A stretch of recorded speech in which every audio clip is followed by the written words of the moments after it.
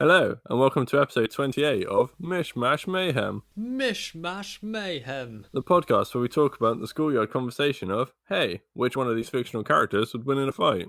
And we talk about it on a podcast. That's what this is. For the 28th time. Yay! But what's so special about 28? I don't know, it's bigger than 27. Well, oh yeah, but... Alright, so what's happening in the world? Nothing's happening in the world. Everyone's inside except for arseholes and people who need to be. This is my last week at work. Is your shop getting, closed down? No, they're just stopping night shifts. Ah, right, okay. After Friday, I won't have work until night shifts start again. So are you being furloughed? Hey ho. It's a wild ride. You'll get some stuff for it though. Yeah. So, for those of you who have not joined us before, or for those of you who have joined us before and have forgotten, or for those of you who like it when I say what we're going to do, this is what we're going to do.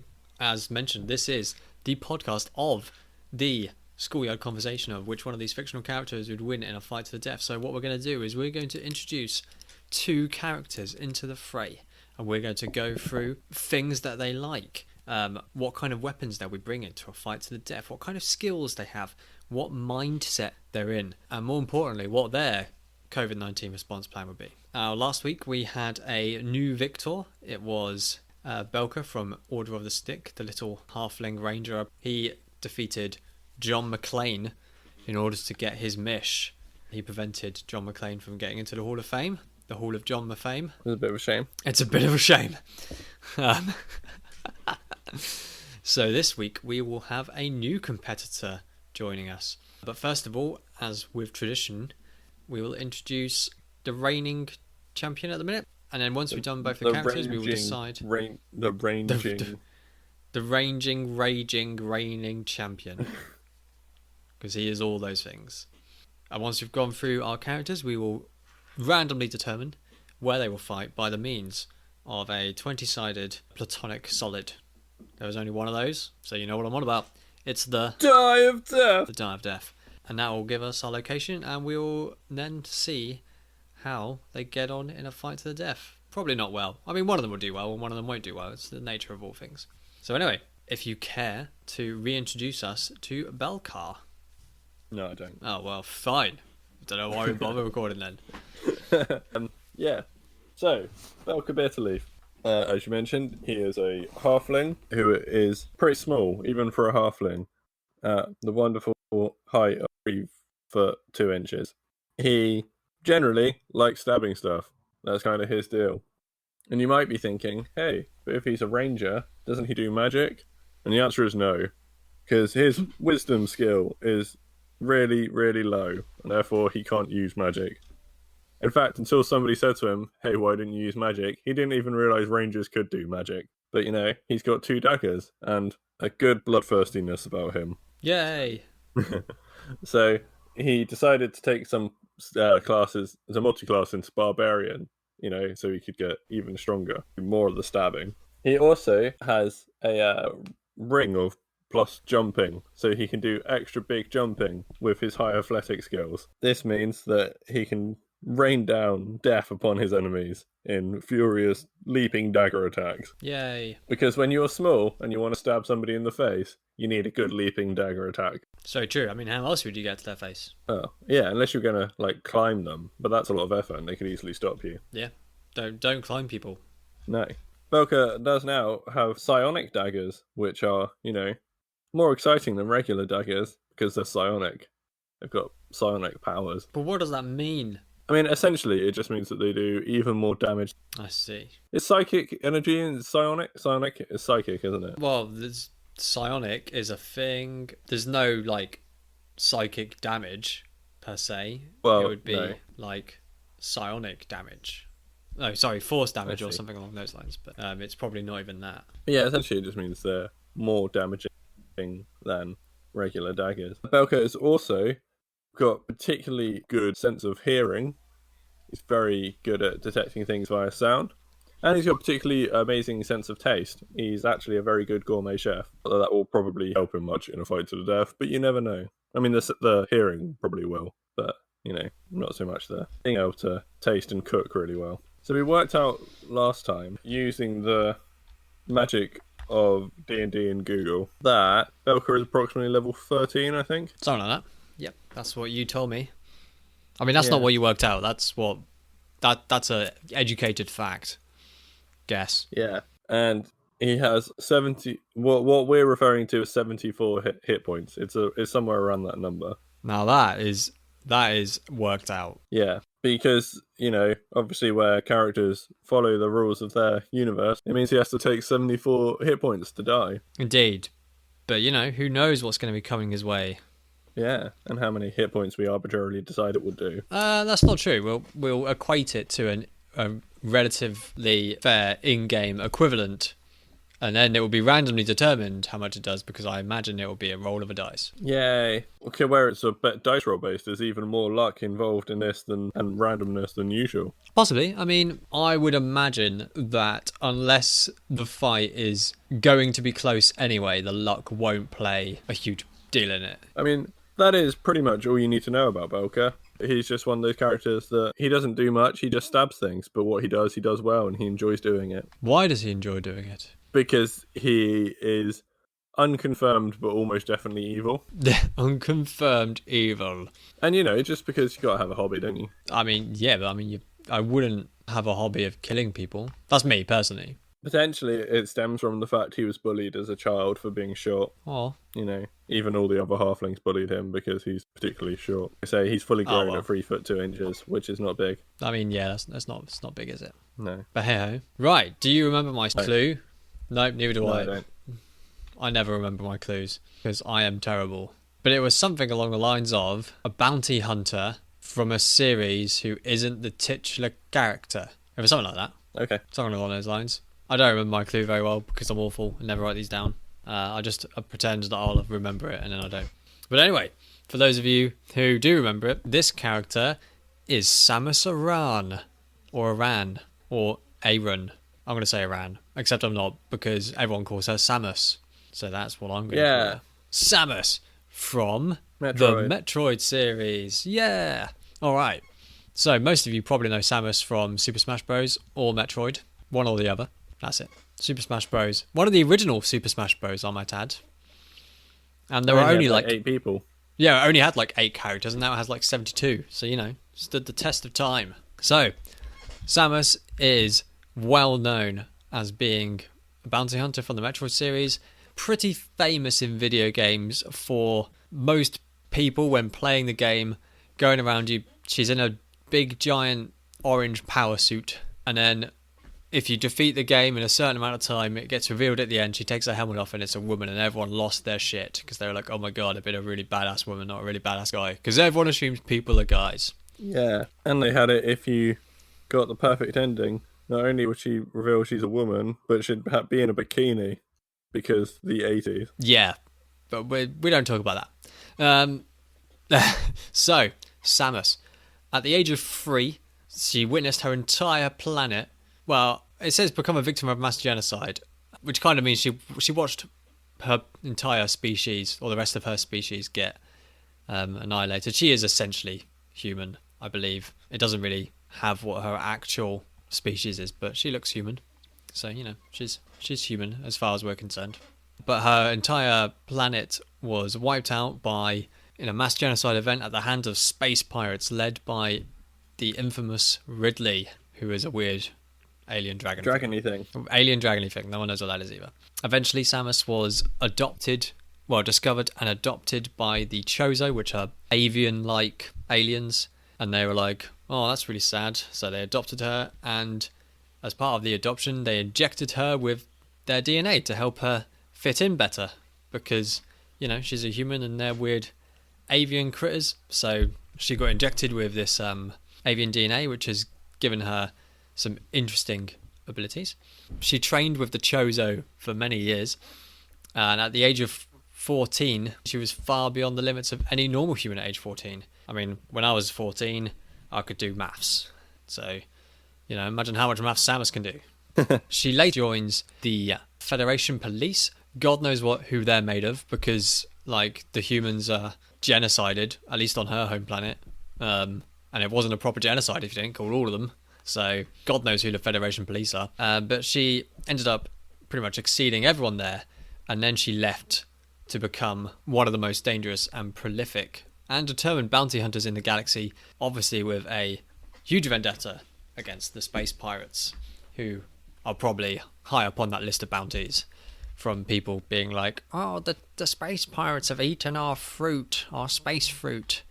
Please come kill the space pirates.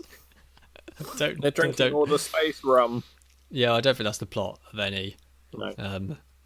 anything. I know that she's gone, yeah, let's be in the space police because that's a good and just thing to do. But actually, there's a lot more money in bounty hunting. Let's go and do that instead. Yeah, I mean, like, I've never played any of the Metroid games. Actually, that's not true. I started playing, like, Super Metroid, no, just normal Metroid on the emulator on the Switch. Yeah. But I didn't get very far at all. No, that's because they're really hard. Yes, because it's really fucking hard. Maybe I'll try play some more of that later. But anyway, so I'm unfamiliar of most of the plots of the games, but the plots of the games are fairly unimportant to the actual abilities and things that we're going to bring forward for Samus. The important points to point out, though, are the kind of things that she has done, which, are normally things that people have done are a good indicator of what they can do. It makes sense, really, doesn't it? I have lifted this pencil. He is capable of lifting pencils. I have lifted this TV remote. I'm capable of lifting objects up to the size of a TV remote. Anyway, so as mentioned, she has a power suit. Throughout all of the games, I mean, I think there are some of them actually where she is not equipped with a power suit, at least for parts of the game. I'm thinking specifically Smash Bros. But, in the main series of games, she is equipped with her power suit. The power suit is this lovely, fantastic orange, yellow and red, a massive shouldered, metallic power suit that is designed by the Chozo, who raised her, to take advantage of her genetic enhancements. It has an endless supply of oxygen, incredibly useful for when you're in space and there's no oxygen. It has an arm cannon, Samus's famous arm cannon, which can be upgraded with a huge variety of different things. But for the most part, I'm going to limit that to a couple of the absolute classics, because otherwise we'd be here all bloody day. Okay, what are they? Well, so, I mean, the classic one from, say, Super Smash Bros. Is probably the Charge Beam. At least I think that's what it is. That's what I'm trying to read here. I'm pretty sure it's the Charge Beam, where she can charge up either fire like a little energetic particles, or charge it up for a super powerful and much bigger Miss projectile. There is the Ice Beam, which, pretty obvious name, but it freezes all kinds of items and creatures. Canonically, she has used it to freeze enemies to use as platforms, or just freeze enemies to then obliterate them into tiny little pieces. Yay! I think she could also freeze enemies' projectiles to use as platforms as well. Almost certainly.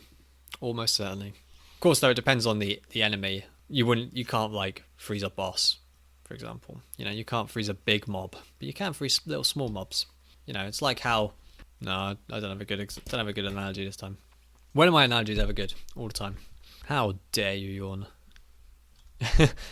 She has a missile launcher, with which you can fire classic ballistic missiles, and it's also equipped with super missiles, and super missiles are they're just better missiles. They're the strength of 5 regular missiles, but we'll just give her regular missiles. What's Samus famous for doing? Curling up into a tiny little ball and rolling around and dropping bombs. So she has the Morph Ball, which allows her to completely condense herself into a sphere, and it says here 0.8 meters in diameter. It's not very big. No. Which allows her to access tight areas, give her faster movement, and also for some reason allows her to use bombs, which she cannot use while she's not in a Morph Ball state, because Chozo. Because game mechanics. Because Chozo, yes. Chozo chose. Oh. So this includes bombs which she can drop. They can be detonated, and I believe she is immune to her own bombs. She can use them to blast herself into the sky to reach higher things. Yeah, sure. But yeah, they don't do any damage to her. Yeah, because power suit. Yeah. Because magic power suit. Game mechanics. Game mechanics. She also has the attack which is responsible for giving the name to a certain gaming website called the Screw Attack, where when she jumps, she curls up into like a a little ball, and as it's jumping through enemies and doing this, it does decent damage to the opponent. Now, I could go through all of her bloody upgrades, because Metroid games are famous for being like, oh, I started with nothing, now I have one thing, now I have two things, and you get better and better and better and better. But realistically, that's too much stuff. I think it's very reasonable, though, to give her a couple of the absolute classics. So the screw attack, the bombs, the ice beam, missiles, and the charge beam. And I think that's a good set. A good, average Samus set of things, without giving her, these are the missiles that can blow up enemies. Like here, it has, list of feats, and it has cause a volcanic eruption with her power beam. Samus's power bombs are capable of blowing up planets. It's yes, okay, we're not giving her power bombs. And equally, she has loads of different variations of the power suit, which can help her survive incredibly hostile places, such as heat-resistant ones, acid-resistant ones, phazon-resistant ones. But for the majority, these are only necessary, only equipped and necessary, well, only equipped when necessary. So, unless we happen to roll a volcano, for example, I would suggest that she probably has just a regular power suit on for this encounter. And she's going to be fully suited as well. She's not zero suited. That's just stupid. Why would she, this is typical in the lore of this, where she's coming to find Belkar. This is typical bounty stuff. You don't go looking for a bounty in your zero suit, even if you look dashing. Yeah, you'd be much better off with a power suit than without one. Yeah, exactly. And it's not, when I say Samus to people don't think, I mean, some people will, because, they will, but most, I reckon 90% of people would imagine the orange power armor with the massive arm cannon. So that's what's coming in. Okay. So yeah, that is Samus. She has gone through all sorts of magic beans. That is our new combatant for this week, Samus Aran, the bounty hunter. Choo-choo! Okay. I suppose as Samus is quite gun heavy, it's possibly worth re-mentioning what we mentioned last week in regards to the fact that D&D doesn't have any stopping power in weapons. Yeah, in real life, if I was to get shot with a gun, I would probably be like, oh, Jesus Christ, and I'd fall over or something. But you'd at least be slowed down. Yes, but in D&D, there's no such thing as that, unless there's special effects that come with spells. So that is unlikely to be a thing. Equally, I have tried to find things which I think are kind of equivalent to whatever. So her normal charge beam, I think, is probably kind of reasonable to stick it at a regular. The same, we gave John McClane a D8 for his gun. Mm-hmm. I think it's fair to say that her regular beam is probably going to be about the same. Okay. Because it's regular. I think if she charges it up, you imagine in Smash Bros, if she just goes do, it doesn't do much, and if you charge it up, it does a lot more. Yeah. So I'm probably saying it's probably something like 4d8 instead of just 1. Well, obviously there's a lot of charge time to it. Yeah. There is a spell for Ray of Frost, so her Frost Beam is probably similar to this, but it's probably the equivalent of, because it's a first level spell and it only does 1d8, and I think it's probably going to be more like a 5th level equivalent, which is 2d8. Okay. All of these are d8s, which is really amusing. And then the missiles, I have no bloody idea. They're probably something like the same, to be honest. Would they not be the same as magic missiles? But magic missile does really nothing.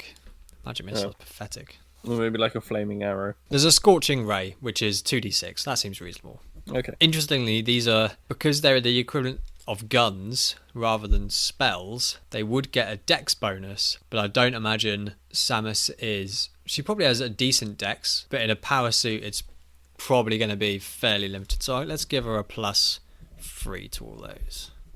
I'm just going to assume her dex is 16 or something. Sure. So yeah, that's the kind of basis we're going off here. That's our estimation. Right, so with that all in mind, where are we going to be fighting today? Find that out, we'll have to roll the Die of Death. The Die of Death. So today's fight is taking place on top of Pride Rock. That's from The Lion King, right? It's from The Lion King. Oh my god, I love it. How big is Pride Rock? It's quite big, isn't it? Yeah, it's pretty big. Are all the animals there? I'd like to say not all the animals, but I feel like, there will be the herd of hungry hyena at the bottom, so if anyone falls off, they can get savaged by hyena. I mean, the hyenas weren't at the bottom of Pride Rock, were they? Oh, Yeah, I suppose at the end of the film. At the end of the film, they were. Yeah. I'm thinking the beginning of the film. Nah, because, we're having a dramatic conflict. Absolutely. Wow, Pride Rock is 2 rocks. Yeah. I'm trying to bring up images of Pride Rock. Let's go. All right, yeah, cool. Okay. Oh, it's not. The fall isn't like. Oh, actually, no, it's quite big. That's a tree. I'm just looking at how big the fall is because, like, so for people who can't see, which is all of you, because you're listening to a podcast. Because you're blind. And because you're all blind. There's the big kind of like spiry, sphinxy type part.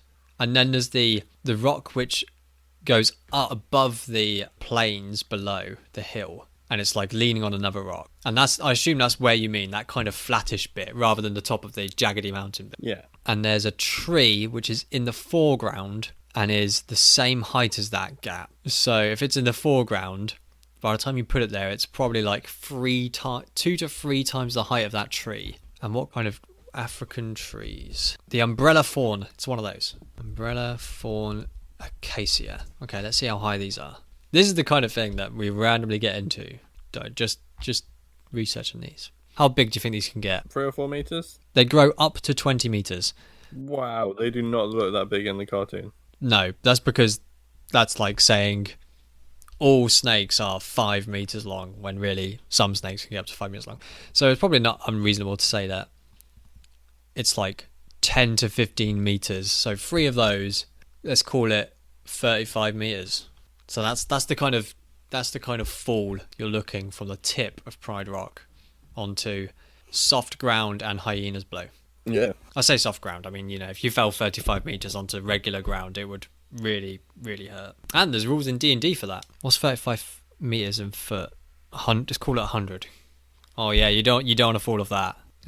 He's 3.5, isn't he? So yeah. If you fall off that as Belkar, you're taking 9d6 fall damage. 96. 9d6. Oh no. Oh.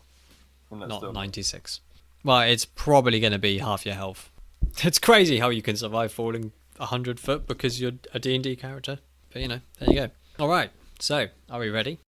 Join Tom and Rob for your essential fortnightly dip into the world of British and American politics. We read all the boring stuff, so you don't have to. And I also like to think that our kind of characteristic banter adds to the show.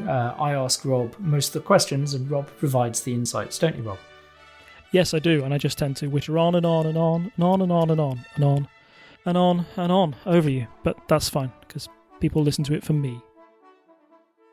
Yeah. So, Belkar is chilling out on top of Pride Rock, maybe holding his kitten up in the air in Lion King. Oh my god, he absolutely would be holding his kid. That is absolutely what he would be doing. He's called Mr. Scruffy.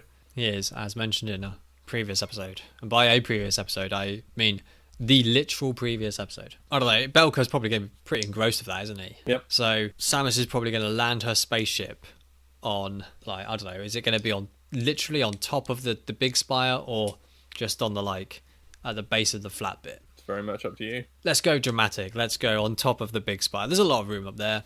Her spaceship's quite small somehow. She lands there, and then he's quite far away and quite small, so she's going to take her time walking all the way down. So eventually, I don't know how likely is Belkar to notice a spaceship landed on top of a giant rock. I mean, you'd probably notice the spaceship. It's not like it's small or subtle in any way. Well, I did say it was fairly small, but yeah.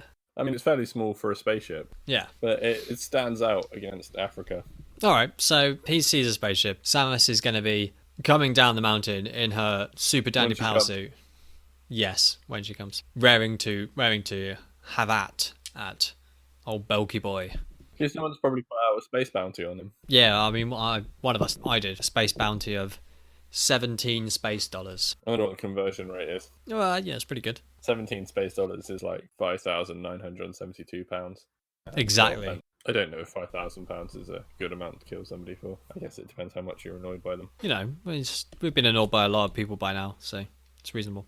Anyway, I think it's reasonable to say that Belkar has a decent amount of time to mentally prepare himself for a person of unknown agenda and gender to come down the mountain. Yes, Samus will come down the mountain, Belkar will be heading up towards her, and then they'll meet and be like, hey, people I need to kill.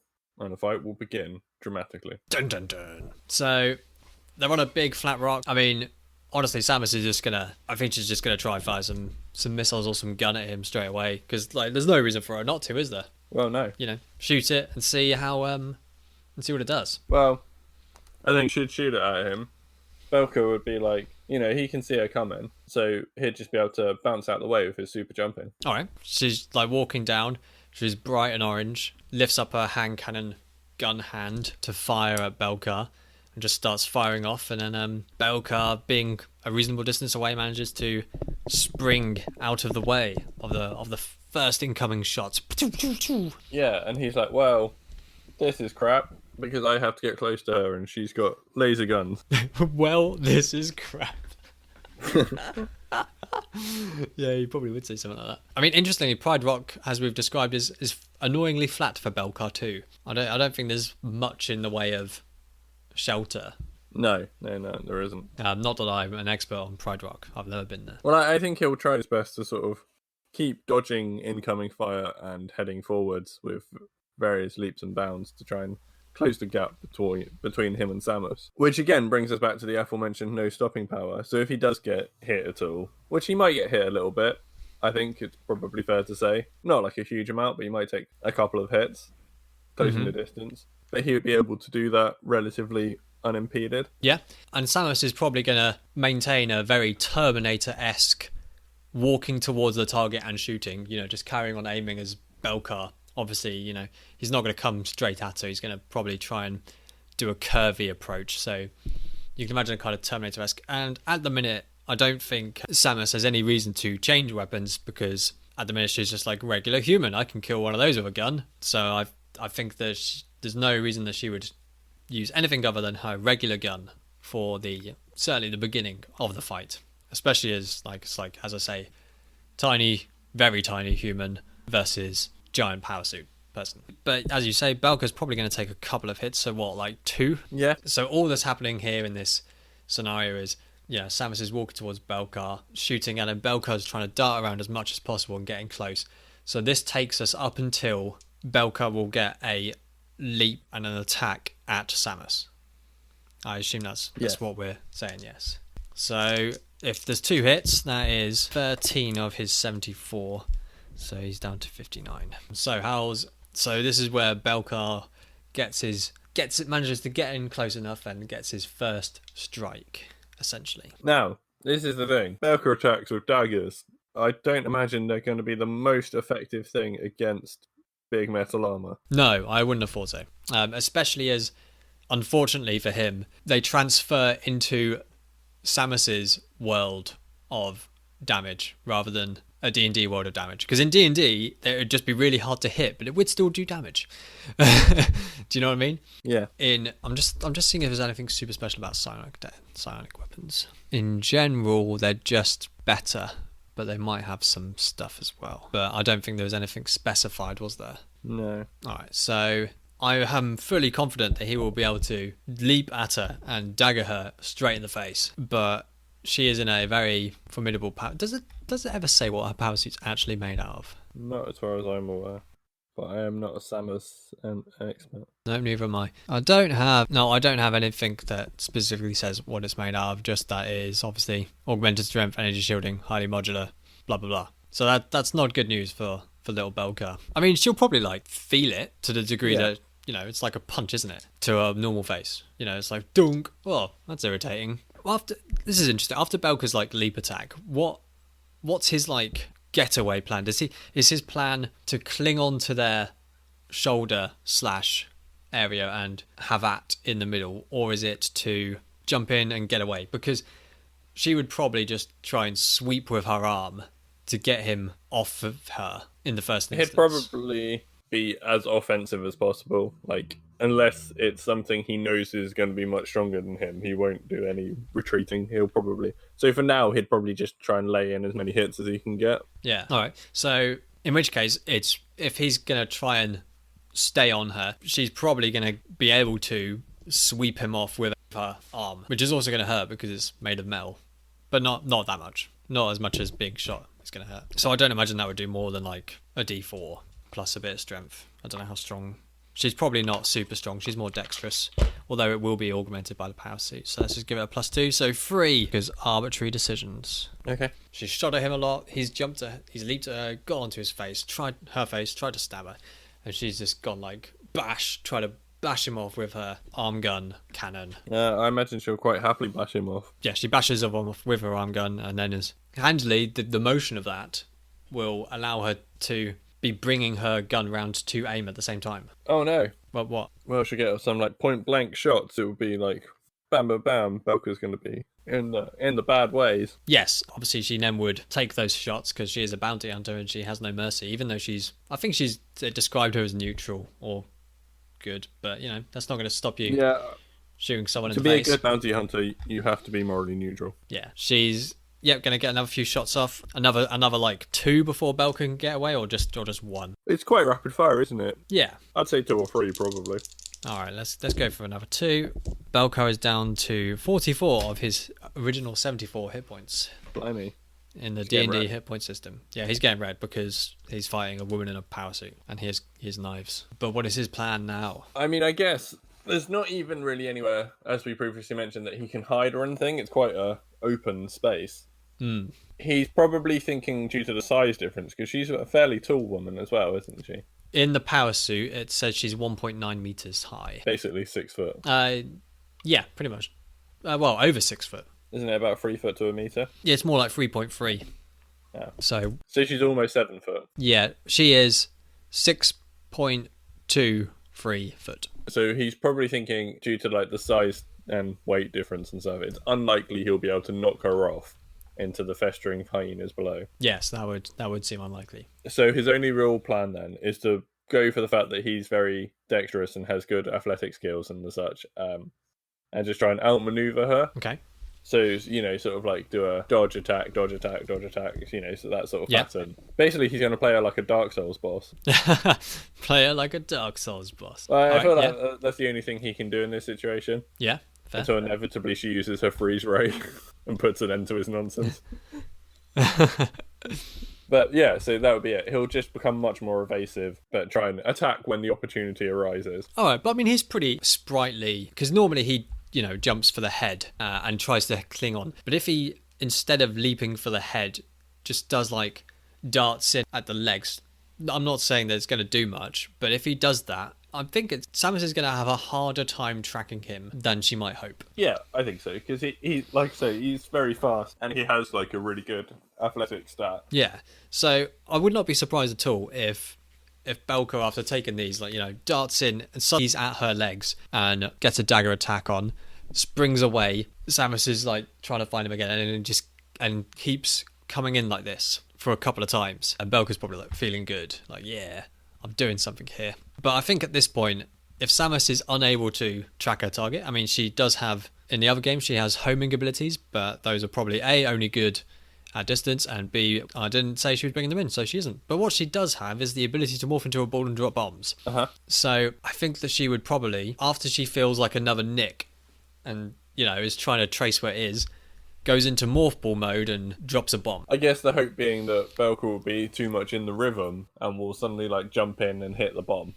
Yes, exactly. And also, because she'll have greater agility, she can then roll away and then spring out back at a distance where it's more appropriate for her arsenal. Yeah, that's true. I think the only issue is with her being a small ball, is that Belkar would be like, oh, well, this could be my opportunity to try and roll her off the edge. Well, yeah, but I mean, she's a small ball, but she's still the same weight. Okay, but Belkar isn't clever. No, that's true.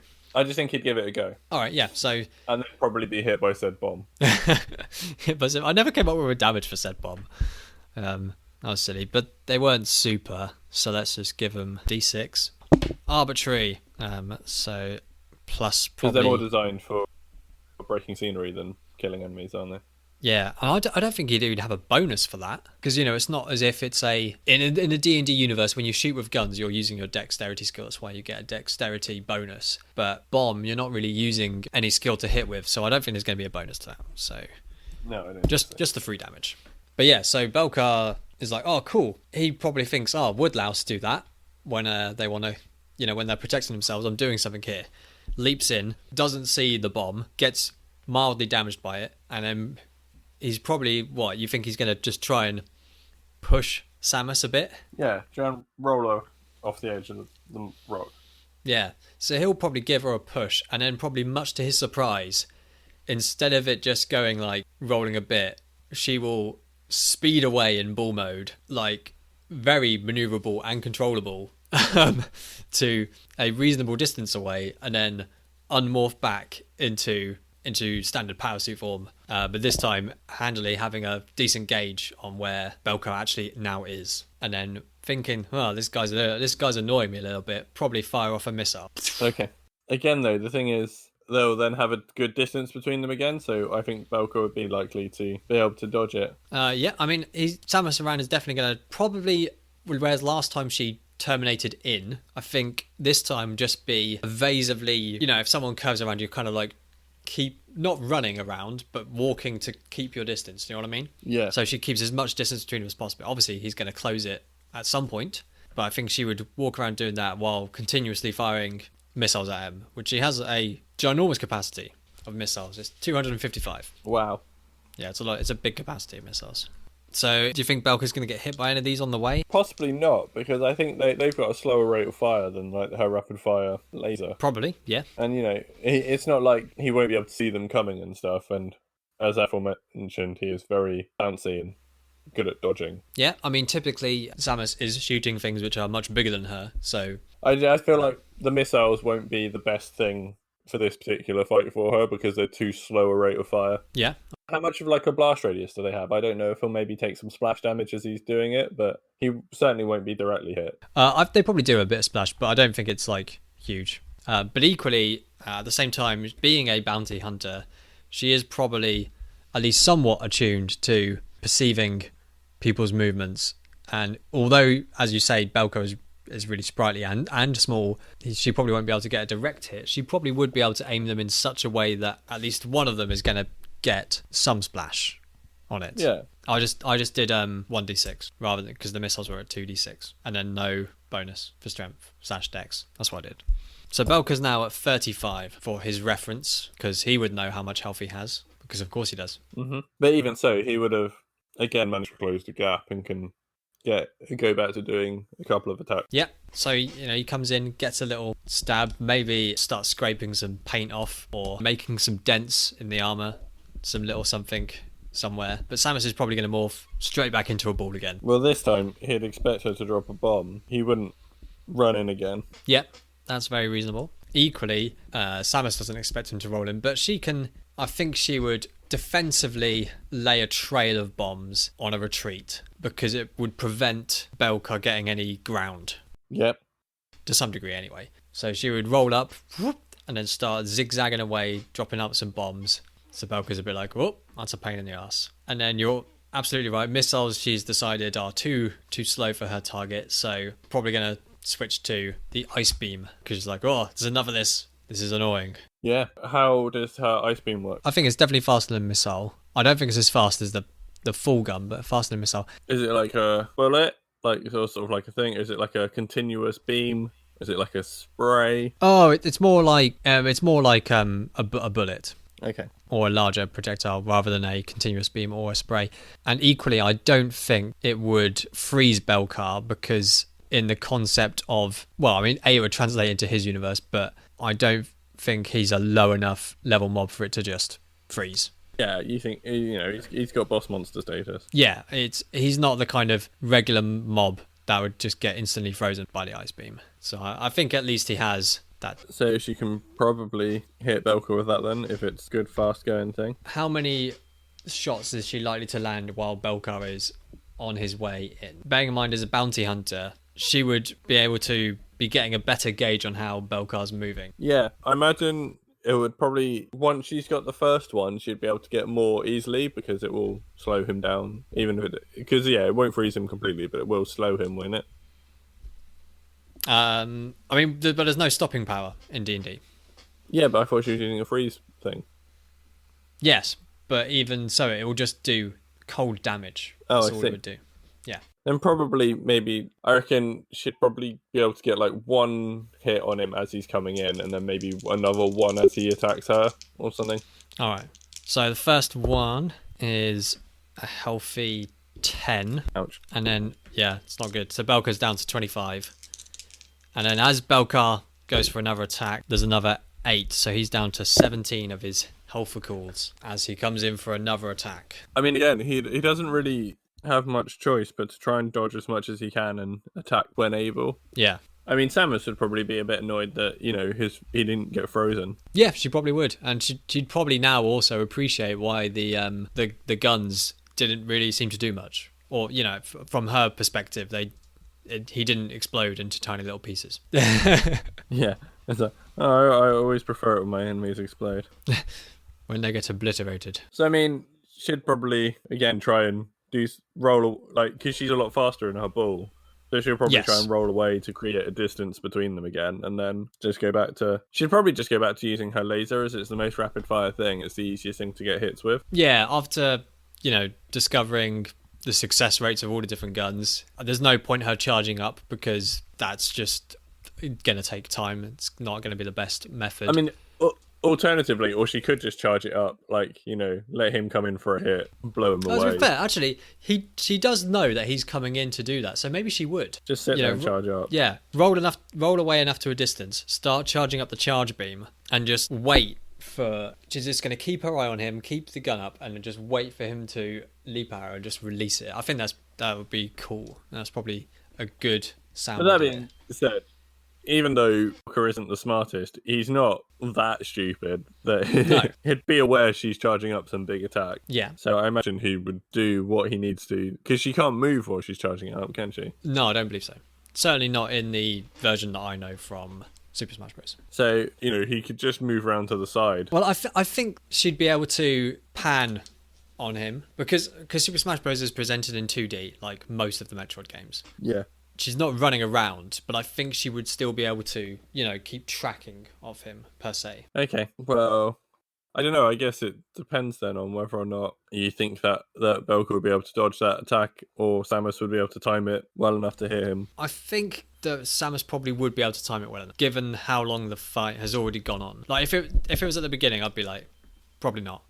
But she kind of knows roughly what he's going to do and what his capabilities are. And she is fairly well versed at, going across, and she was in a police academy and Galactic Police Academy and is now a bounty hunter. She's got some raw skills there. Yeah, okay. So Belkar would try and come in for his attack. He'd try and dodge the thing, but Samus would be too good for him. Blast him with a super-powered blast. Oh dear, the first two dice were both 8s, like legitimately. Wow, that was... plus 16, plus 16, 20, 29. So that just knocks him outright. His dead body just flies into her suit. And kind of just is like a donk. Goddamn midget.